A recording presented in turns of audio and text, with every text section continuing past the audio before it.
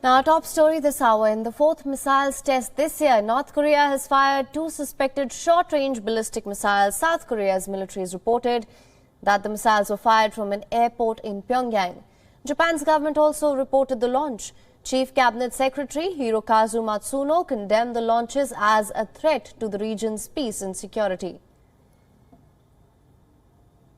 これまでの弾道ミサイル等の度重なる発射も含め、一連の北朝鮮の行動は、我が国と地域及び国際社会の平和と安全を脅かすものであり、強く非難します。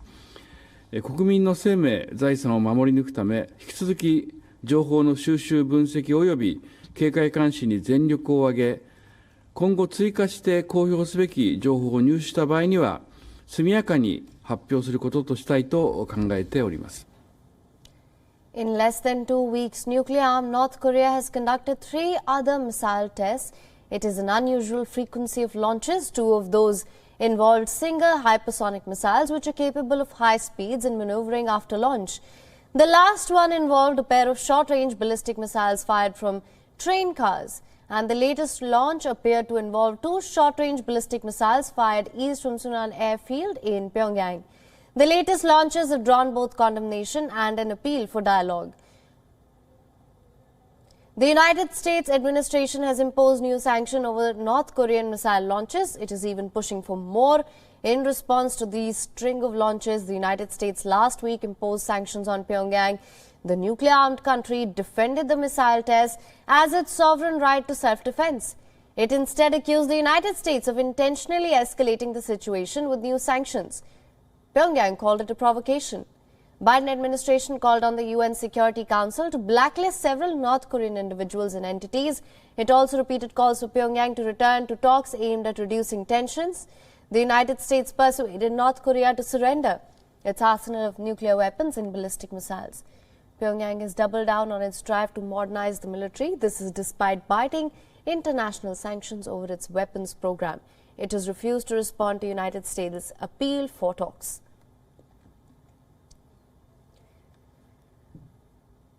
And for more on this, WION correspondent Phoebe Amoroso is joining us live from Tokyo. Phoebe, thank you for joining us. Now, this is the 4th missile test this year. What can you tell us about the latest 2 short-range missile tests? Details are still emerging, but the launches were confirmed by both South Korean and Japanese authorities. And as you mentioned, these are short-range ballistic missiles. They're believed to have flown less than 400 kilometers, reaching an altitude of around 50 kilometers. And these were launched from an airport in Pyongyang, North Korea's capital. And that was last used for a launch for an intermediate ballistic missile back in 2017. And this contrasts from the launches that we saw by North Korea last week on Friday. These were railway-borne missiles. We're seeing a variety of different tests being conducted. Now, South Korea and Japan are still analysing the situation. They're collecting data in order to determine further details. But of course, both countries have strongly condemned the latest launch. But analysts really looking on say that the variety of missiles and the variety of different sites that these have been launched from are sending a message that North Korea has missiles to expend and really trying to consolidate and also bolster its military credibility. So that's the kind of sign that observers believe North Korea is trying to send with these repeated launches. Right. Absolutely. Now, Phoebe, as you mentioned, and I did too, that this has drawn ire and has also sparked calls for dialogue now. US administration has even sanctioned North Korea over the missile launches. What can you tell us about the implications of this?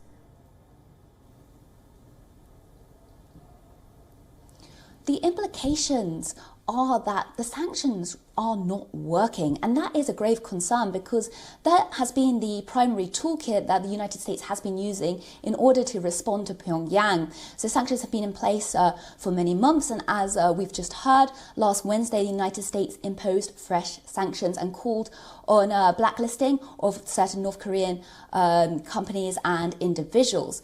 But North Korea has said that the United States is escalating the situation, that it has a right to self-defense. defense.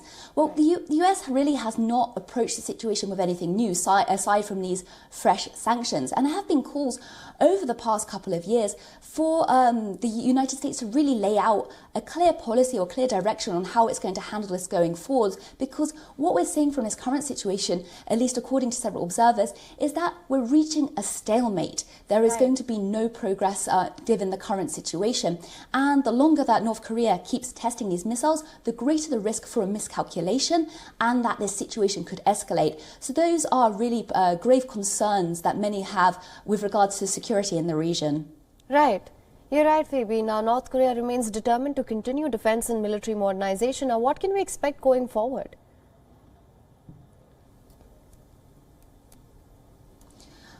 Analysts really feel that, given the current situation, denuclearization is a far-off possibility, that Kim Jong-un is not going to want to give up their military technology. And indeed, Kim Jong-un has just celebrated 10 years as leader of North Korea, and he's made 2 public promises to bolster the economy and the military. Now, the economy has been greatly suffering in North Korea because it has effectively isolated itself due to COVID concerns.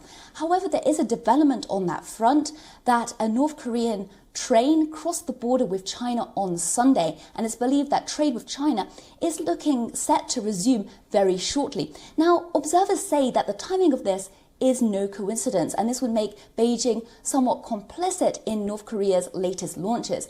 Now, that is a big concern for the international community. Right. Indeed, here in Japan, the sense that China is posing a threat in the southeastern China Seas and in the region is really, really growing. And we've seen Japan create stronger alliances with the United States and with Australia in response to China. And the United States also is reaching out. Again, with India, we have the Quad Alliance really trying to re-establish a balance of power in the Indo-Pacific region. So if China is developing closer relations with North Korea, that may prompt a stronger response or some kind of change in direction and policy when it comes to the United States position. However, it's believed that the United States would have to offer something large to North Korea in order to really get this dialogue going again. When former President Trump and Kim Jong-un held talks back in 2018, 2019, there was a huge international spotlight. They're going to have to offer something of that scale to really try and bring Kim Jong-un back to the table. That's what many observers are saying, but we'll have to see how this plays out going forwards. All right. Phoebe, thank you so much for joining us with all your inputs on that.